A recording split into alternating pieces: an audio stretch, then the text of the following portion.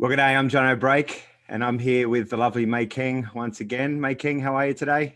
I'm very well. Thanks for asking. How are you, Jono? Yeah, I'm awesome, thanks. And gosh, we're already almost halfway into February.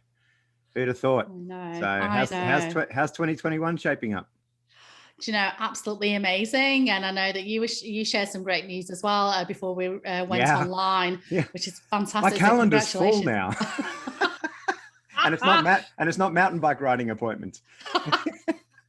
Amazing. But hey, this isn't about you. This isn't about me. This is about the fabulous guest we have on this week's show. We've got the amazing Troy Schoenfisch. How are you? Morning all. Very well, very well. Good. Now, if you'd like to tell the world who you are and what you do.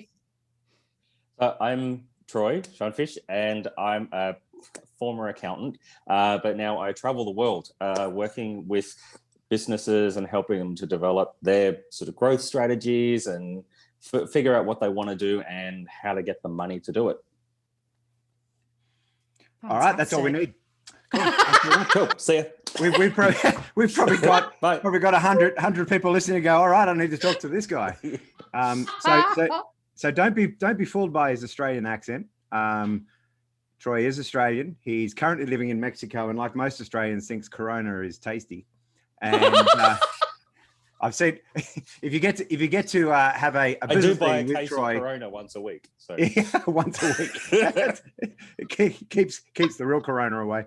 And so you'll see Troy sitting on his rooftop villa somewhere around Cancun. Is that right now? Playa del Carmen. Yep. Yeah, beautiful.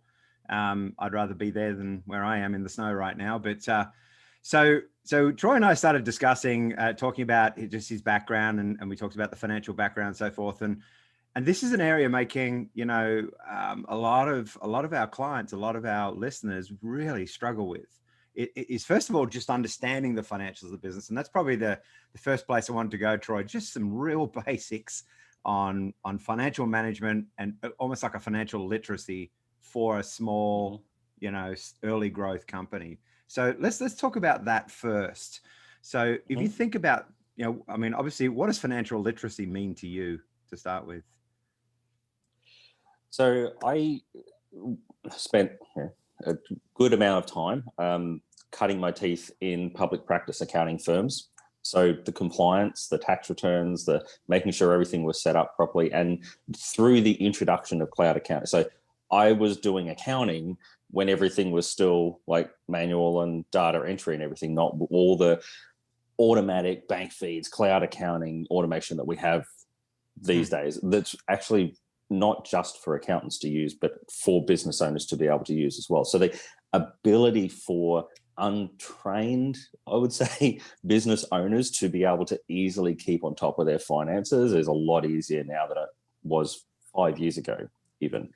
And when I moved out of that accounting space, I moved into the startup hubs, incubators, co-working spaces where the people who are starting the ball rolling usually go from being an employee to setting up their own business and starting in one of these startup hubs. So I spent a lot of time around new business owners and asking them the questions of like, what is it that is challenging to you? What is it that you don't understand? Why are you hesitant towards implementing a financial process? And why are you so attached to your Excel worksheet? So do people get attached to those things, do they? They really, really do. The number of times I've been said to people, like, you realize for the amount of time that you spend transferring data and transposing data into an Excel worksheet, like for $5 or $10 a month, you can have software that does pretty much all of it for you. Like, and spend that hour a month or 2 hours a month. There's an interesting challenge right there. Interesting challenge right there, Troy, is people just aren't valuing their time properly to start with. Yeah. And I've found that a lot of that comes from, and even asking an accountant a question or asking a bookkeeper a question, because at a very, very basic level, they have different roles as well, is that if you're, for business owners that are going from being an employee and being very technically good at what they do and developing what they're developing, and they can't do it in the company they're working for, or they're trying to pivot into something else, they're only understanding or relationship or connection with an accountant is like the tax return at the end of the year. And it's expensive, right? Or they hear, oh, it's going to be $500 an hour for me to get the advice that I need from an accountant. I can't afford that. I need to put my money into other things. I need to be careful where I'm putting my money, and talking to an accountant isn't high on the priority list.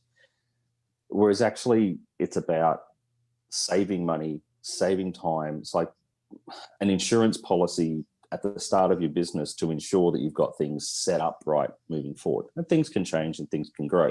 But yeah, so they don't understand a lot of times even the questions to ask an accountant or a bookkeeper to help them put a system and put a process in place. And it's really important from day one. People are saying, oh, I'm not making enough money. When I'm making money, then I'll worry about my accounting. I'm like, yeah, but are you spending money? I'm like, well, yeah, of course I am. I'm like, well, how do you know how much you've spent? How do you know, like, how do you quantify what you've spent your money on and what's working and what isn't if you don't have any form of financial management system in place? Even through to if they're looking at getting grants or looking at getting funding or looking at getting investment, those people that are reading applications or reading proposals are going to want to know that you've got a financial management system in place and that you've had it in place for an extended period of time and your records are accurate. Because if you need to have those accurate records for the basics, if they're going to really like trust you with the more complex growth stuff. And if you don't know how to do it, then do you have somebody in your corner that knows how to do it and help you with that? All right. So coming back to that, and yeah, that's absolutely critical. That was something, certainly, I don't know about you, mate, King, but certainly early on in some of my earlier businesses, I would go, oh, an accountant costs me so much. But the one thing I would look for, and this is the difference, you and I talked about this on the phone in the lead up to this, Troy, the difference between a financial person who's just going to help you with compliance, right? As you say, just a tax guy, really, and somebody who actually understands, almost like an outsourced chief financial officer.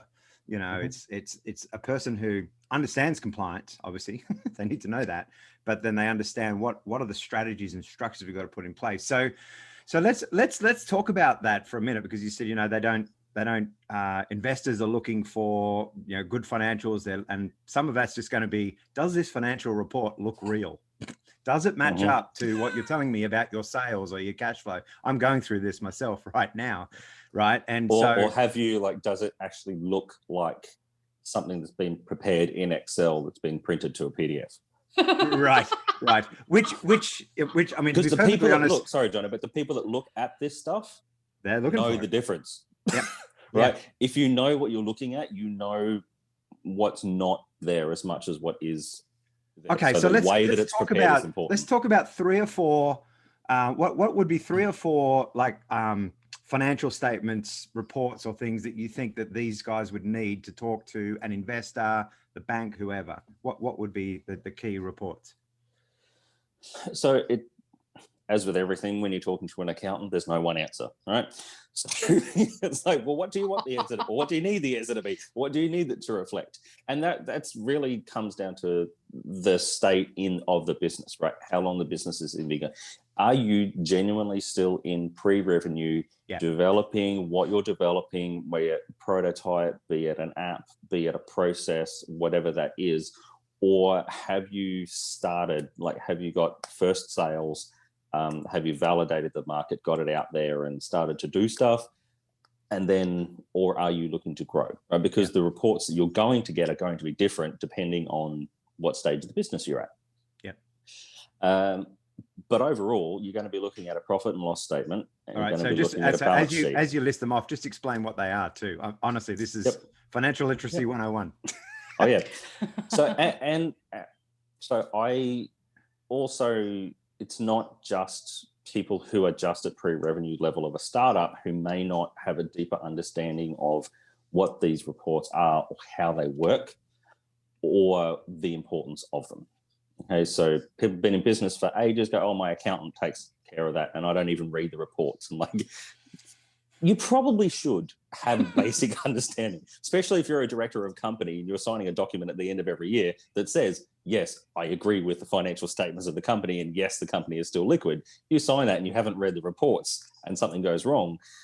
You've signed that piece of paper, so it's your head on the chopping block, reliable, not the accountant. And again, if you're talking to investors, they're going to want to know that you understand what you're reading, because they will.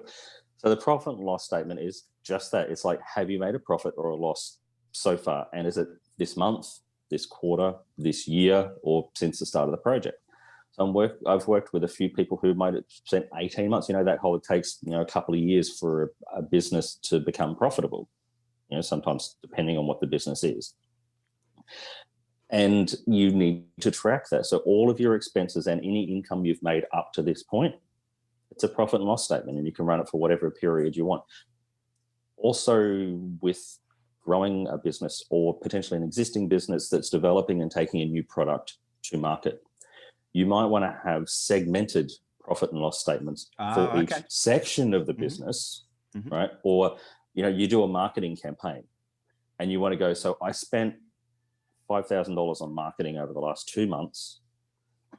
What was the change in my sales as a result of that over that period, or the next 2 to 3 months, right? Compared to last year of the same period where I didn't do the marketing, or compared to the 3 months before I did the marketing. So the reports aren't just about this big string of numbers that doesn't mean anything to anybody who isn't an OCD accountant. They actually have a purpose. They're called management accounts or financial accounts, depending on how you use them. So if you're trying to manage the business or manage your expenses and manage where to spend your money most effectively, your profit and loss is going to give you the information that you need to look at the effectiveness of where you're spending your money. Well, thanks for sharing. Thanks for sharing some of those reports. I mean, there's probably a lot more reports that you can go through, but I think we prefer people to contact you directly to know, the fuller, finer details of all of that. Now, you also have experience of angel investing as well, haven't you, Troy? Yep. Yeah, and it's really funny because just this morning I was actually talking to someone who is looking for angel investors, and she said, I don't know what it is. She said that the American market, there are a lot of angel investors who are a lot more, risk savvy and a lot more willing to invest in IT startups, tech startups and so on. But the Brits, we're not angel investors here in the UK, and not as willing to invest in consumables. So the lady I spoke to this morning, she is looking to bring an environmentally very sound product into the market. She's looking at a targeted crowdfunding campaign in order to show her results to potential investors, to say, well, part of my marketing is this is what we've raised. We've raised, 10, 20 grand, or however much our target is in crowdfunding. What else would you give? What other advice would you give to investors who don't have that profit and loss statements, but have got those, predictions on what they're going to achieve with a crowdfunding or a targeted marketing campaign, and are appealing to those that have, a non-sexy startup such as a consumable? So, information for the investor or for the business owner that's looking to get further investors? Both, if you've got advice for both. Yeah. So as one of the first things with taking I am not a marketing expert at all. Jono, that's completely your field, right? I put all the other bits and pieces around it. However, one of the things I spend the money. You tell me how to make it. All right. Or how to control it. Stop spending the money. It's that's right. Where are you finding this money from? So the thing is, the validation of the product, validation of the market, right? Confirm that people want this thing.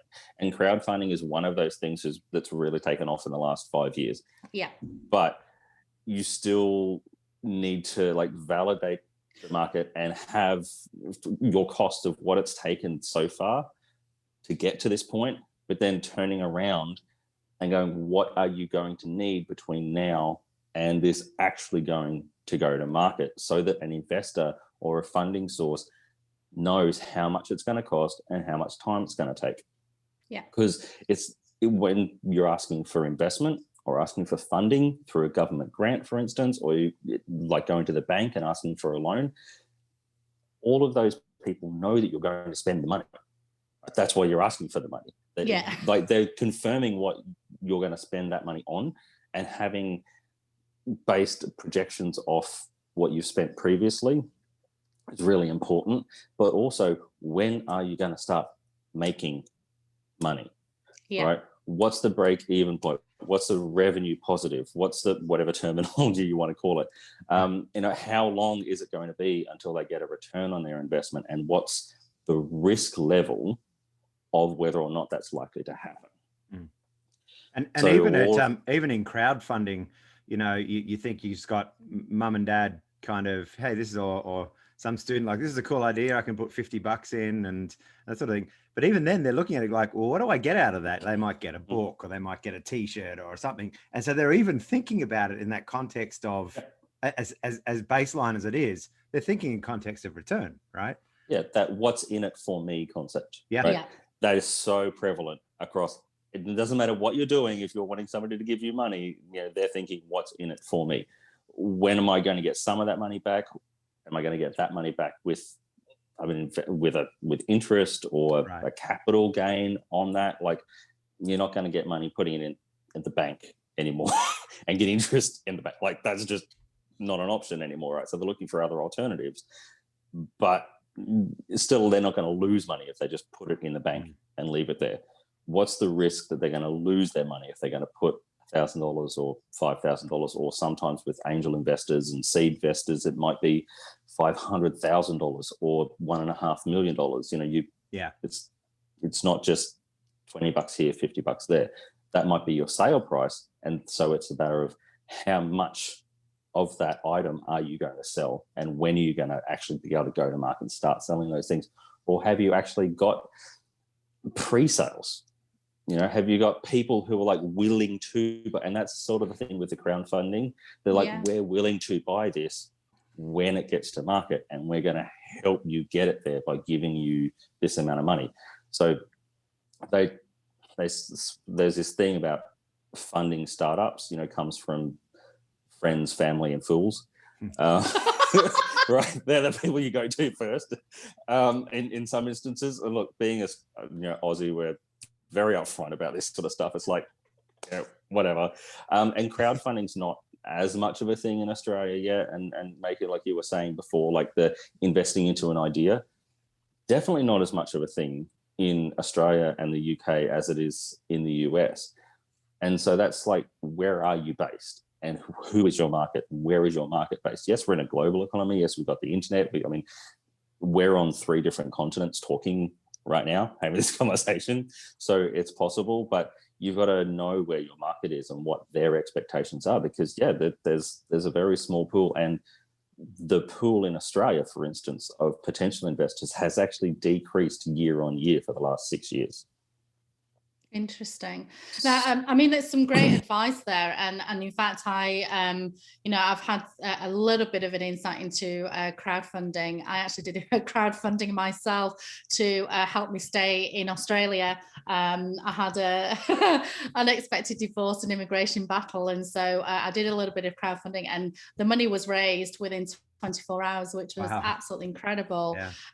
But I had to fight with the immigration minister, who is your current PM, but no holds barred. I don't have anything against him. It was meant to be, honest. He's a really nice guy, making. What are you talking about? Good old Scotty. Scotty from marketing. There's a guy that understands marketing. Yeah, he does understand marketing. Yeah. Absolutely.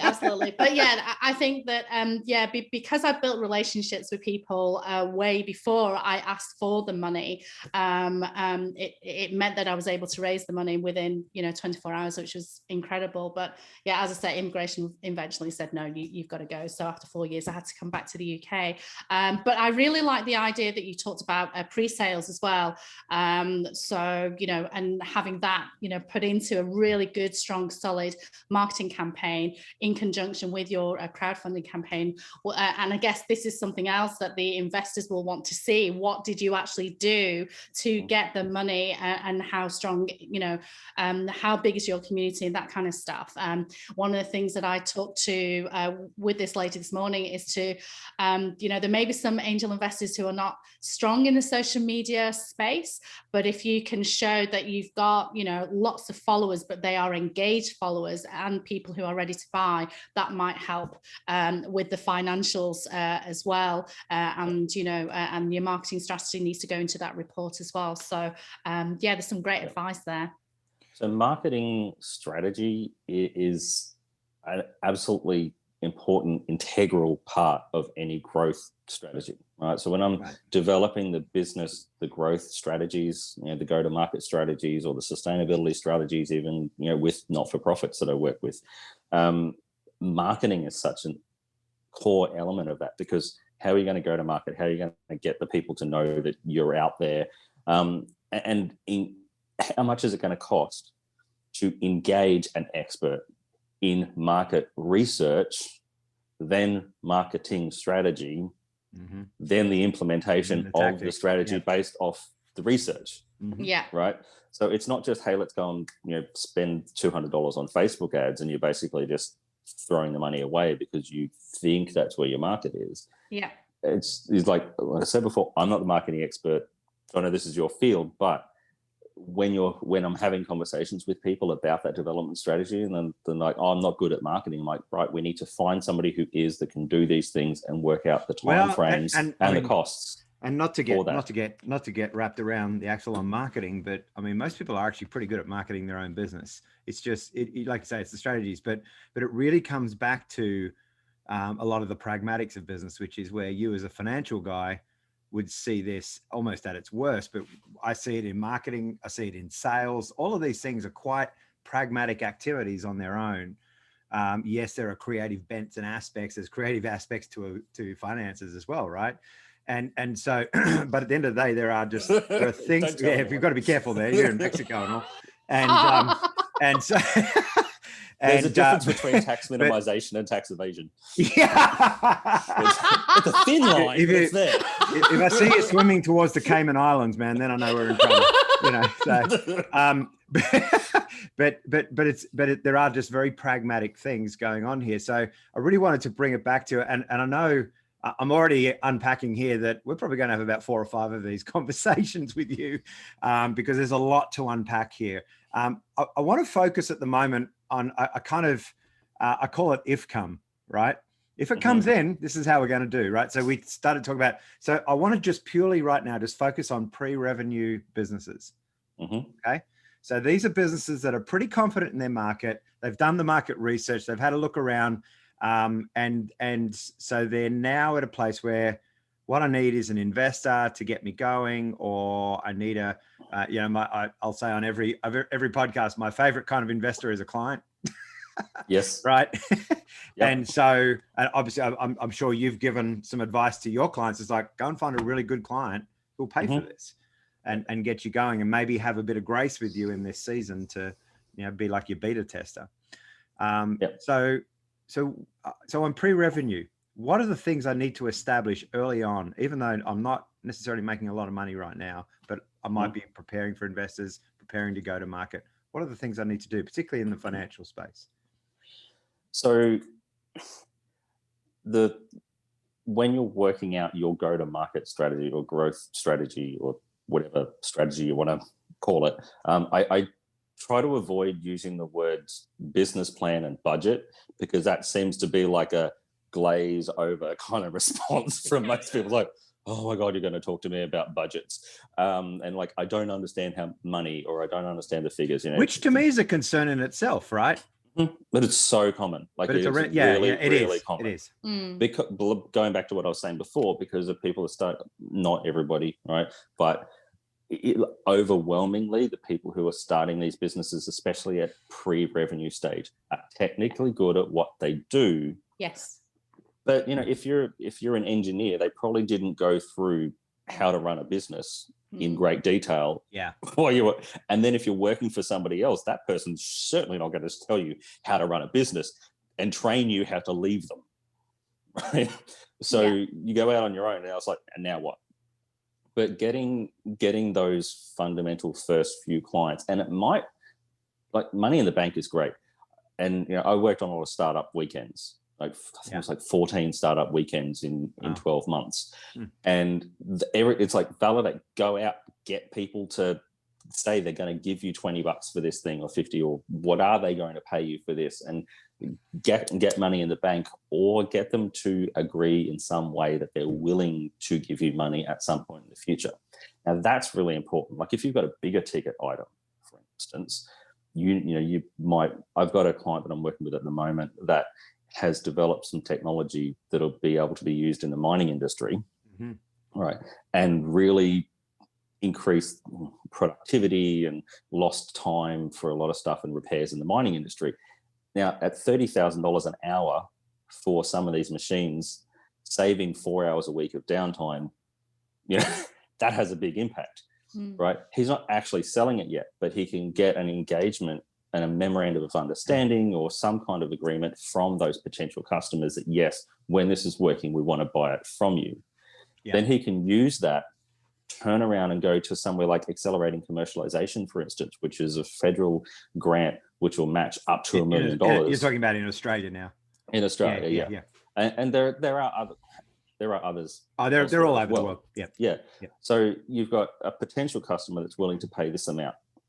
Then you've got the government that's like, okay, well, if they're going to pay you this amount and it's going to cost you this much to get to market, we can give you and support you in that process. And then the Queensland government in Australia has the EDMG, which is exporting overseas. So they'll also match a part of that cost. And then you've got lending that can go, well, like when you buy a house, and you're not going to go, hey, here's cash, I'm going to buy this $800,000 house. You go, here's 20%, give me the rest of the money, right? So you've got your own money that you're putting in, you've got potential customers, you've got government funding that's going to come in that's going to fund up to 50% of it. Then the conversation that you have with an investor doesn't become, hey, it's going to cost me $1 million to go to market. It becomes, hey, it's going to take $1 million, but I've got 800 grand. This is what I'm looking for to make up the difference, right? And that can happen at pre-revenue just as the same as it can when you actually have sales or developing so at pre-revenue business. So pre-revenue, perhaps, are they looking more for, you know, the fact that you've done your research, you've spoken to the market, you've got at least some in-principle commitments. Obviously, pre-revenue is much higher risk than post-revenue. But if you've got some people committed to, I mean, I say $1 million, right? But it might be $100,000. You know, it's just, people are easier to sort of connect with round numbers. So it doesn't, if you've got people who are willing to buy your service or willing to buy your product or willing to, you know, get on board with what you're doing and be clients when you are ready, and you can get some of that money up front. One of the biggest concerns or the challenges that I have is that people have been doing this thing for 12 months or 18 months and they've developed it to the point where they can take it to market, but now they've run out of money because they are still pre-revenue and they've been working through their own savings, and now they don't have any savings left, and they've got to be able to afford to eat because their partner is like, hey, you've been doing this thing for 18 months and you haven't been bringing any money in while I've been working over here supporting the family. Like, when's this thing going to get off the ground? And then they go, I haven't got any money left, so I need a grant or I need investment now. That's a little bit late. What I would suggest is, like, work out what it's going to take, what are the costs and what is the time frame that it's going to take as early as you can. I mean, and it's not set in stone. You can move those goalposts as things evolve. But if you do it early on and you're like, okay, I have 20 grand, how can I leverage that 20 grand to achieve the outcomes that I need to achieve, rather than I've spent my 20 grand, now I need to find anybody who, because if you've already spent all your money and then you go and ask an investor for more money and they go, where are your financials? And you're like, well, I've run out of money, but here I've spent all this money on this. it's a very different conversation. Yeah. But here's this box of receipts and stuff. It's a very different conversation to, this is what I'm planning, this is what I've done up to this point. I've spent, this amount of money, not all of it, and now like I've still got money that I'm putting in the game. Yeah, because this is, this is a very financial common planning moving forward. Because this is a very common journey, right? Because people go through and I know a couple of things I've seen regularly from investors, obviously they want to look at a projected cash flow, like at least a month by month kind of deal for a few years. They want to look at, you mentioned profit and loss and balance sheets before, they want to look at sales forecasts. They want to look at all these different things to just to see that you've actually thought through these things and perhaps had some history of managing that before. And so, it's so important to have an understanding of those things. And it's not, I'll never be an accountant. I actually, and that's the thing. So I actually started studying accounting at university. That'll make you laugh. Poor thing. Obviously. I ended up with a Bachelor of Political Science, so that shows you how well accounting works for me. So, and there are so many qualified accountants who don't do accounting. Right. There's so many people who have done accounting degrees that are not accountants. Yeah, do you know, I'm so glad you brought that up, Troy, because I didn't have a good relationship with money. So I just passed all my, spreadsheets to, someone who said they were an accountant. So you're one of those. Yeah, I am one of those. You're a spreadsheet person. But so, they did my accounts for a couple of years. Then I found this incredible accountant, big shout out to Mahmood, who on LinkedIn does something a little bit different. He actually sings karaoke songs, but then has a story to tell with regards to accounting it. And I just loved his personality, and I signed up straight away. Now, what he has done is actually helped me to get more comfortable with the figures and actually read the reports of what's going on. But also he gave me access to knowledge about, with COVID, there were some grants that were given to some small businesses who qualified. And I would never have known that if I'd have gone with my, previous accountant. So I think that, yes, I am moving away from the spreadsheets, going into zero, Troy, so don't shout at me. And I've got an incredible accountant who helps me with the grants and all that kind of stuff. Now, before we end this interview, you've given us some incredible information. Incredible advice. Is absolutely fantastic. Can you share with us a wonderful story of how you, maybe that you've heard, or where you have helped a business seek that funding and where it took them to, and where, and anything in the future? Can you recall a story like that to share with the group? I mean, as I say, there will be listeners who are thinking of investing. You've given some great advice to them on what they need to do to prepare. We talked about marketing as well. We talked about pre-sales and the crowdfunding and that kind of stuff. But share with us if you have a story of someone who has you've helped to seek investment and where they are right now. Putting you on the spot here. It's like which story? Oh, amazing! But talk like with the account. I think like tying back into talking to the right accountant, and yes, not like there's compliance accountants, and that's great, and they can help you write your history, but do they help write your future? Right. So an accountant that also gets the grants and the strategy and the moving forward and the planning and cost versus value. So this is a conversation I have all the time, and it's about engaging an accountant, cost versus value of what you spend your money on. So there was one guy that I came in contact with a few years ago who had gone to his accountant and said, I'm going to develop this piece of technology for use in the agricultural industry, right, in the citrus industry. So which is okay in Australia, but in China and some places in South America is absolutely mammoth, right? All oranges and lemons and mandarins and everything else. And he went to his accountant, this is a bit my idea, or wanted to, and the accountant went, look, okay, you're probably going to spend a bit of money on it, but go and spend the money and do the thing and come back and talk to me in a couple of years. Like, we'll track it, see how things are going. So he spent like $150,000 on developing this product for use in this industry. Went back to the accountant again and said, hey, I've spent this amount of money. am I eligible for the R&D, research and development tax incentive that's available in Australia, where you can get like up to 45% back from the government of what you spend on developing a product?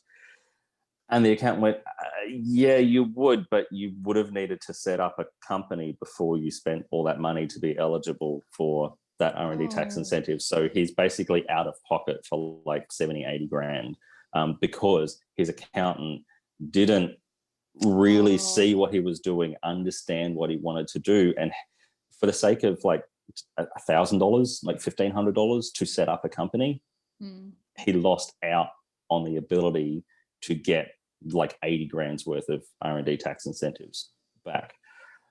So that was like a sucking the air out of the room kind of moment when I'm like, oh, if only this had happened, you know.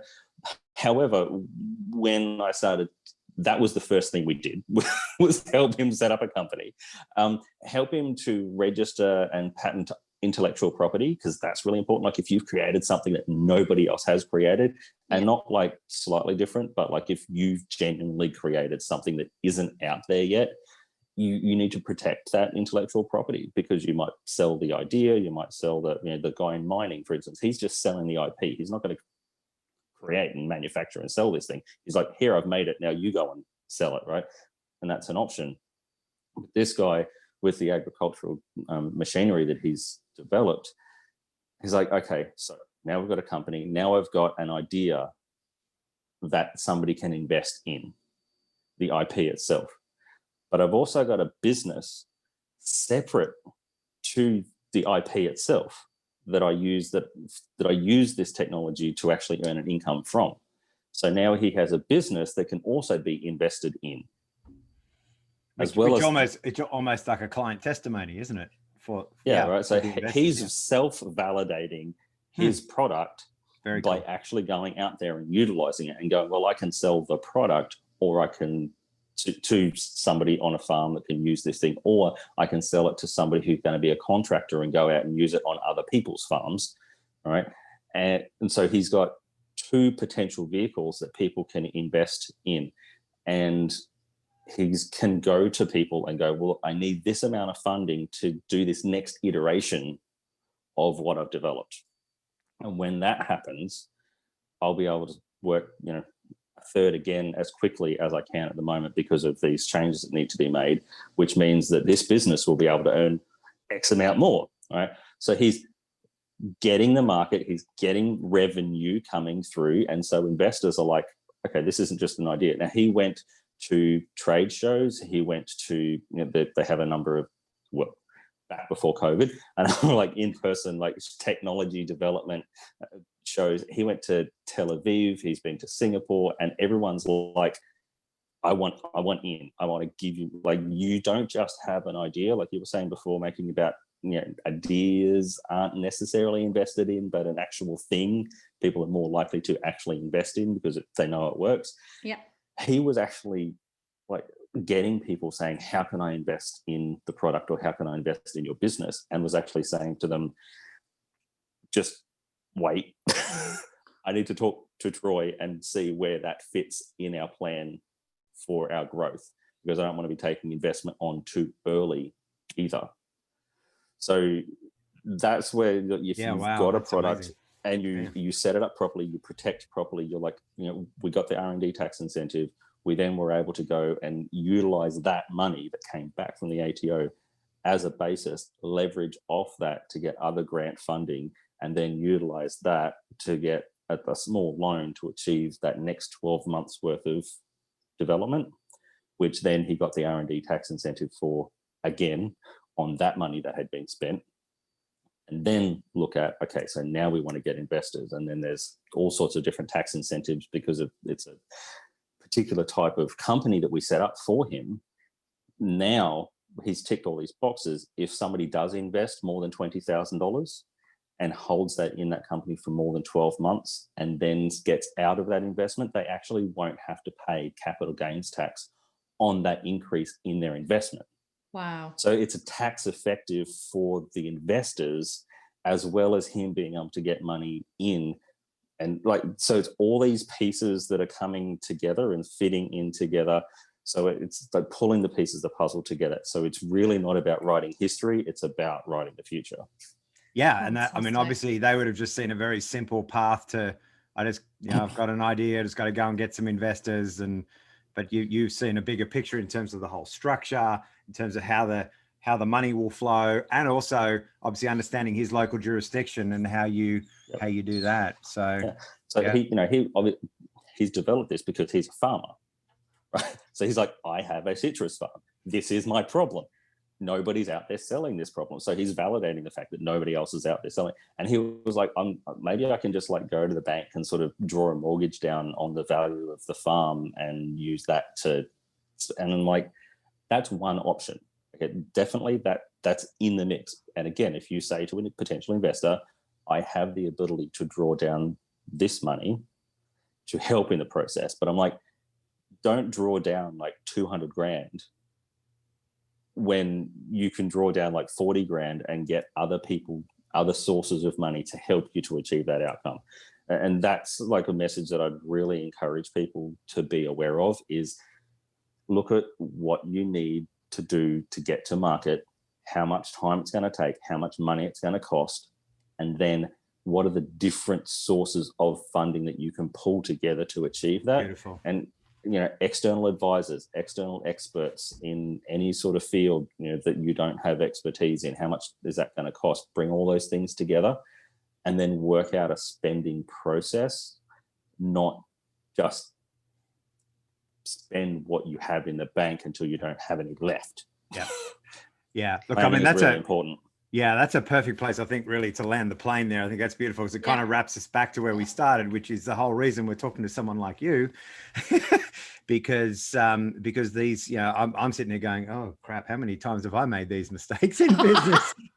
And look, and that's the thing, right? So for people who are looking at, like, we have all made these mistakes. We've all learned through, and we've all just gone, like, so anyone's out there going, we can talk about this stuff. I've done it. So I started my own business like 4 years ago. I went through this. What am I doing? Validating, spending money. What am I doing? We've all been through that. That's why we can sit here and we can laugh and we can go, oh yeah, I remember. Why didn't somebody tell me that 4 years ago? Where were you back when I was doing this, that, or the other? So yeah, we've been there, and that's the thing. That's why having a mentor, having somebody around that you can go to and touch base and go, and as a sounding board, even that'll go, oh, hold up. Before you go do that, just think about this. So it's not like you have to do this, you have to do that. It's about think about this. Weigh up the options. Because have you thought about because sometimes there's there's things there that may not make sense, but they make sense in that market for whatever reason. But look, this has been fantastic. Mate King, have you got any parting thoughts at all? Yeah, I mean, I just wanted to thank you so much, Troy. It's been absolutely amazing. And just to share a little bit of my story, I went from a 12 grand loss to making a profit last year. Woo-hoo! So I'm pretty pleased about that. And I've moved on to zero, and I've got a new accountant, and the mood is absolutely amazing. So I just want to share that with you. Now, I would love people to find out where we can find you if we want more advice. Didn't he tell you? Yeah. Where can people... Not far from Panama. Just Where's the best way to connect with you? Where's the best way to connect with you, Troy, if people want to find out more about you?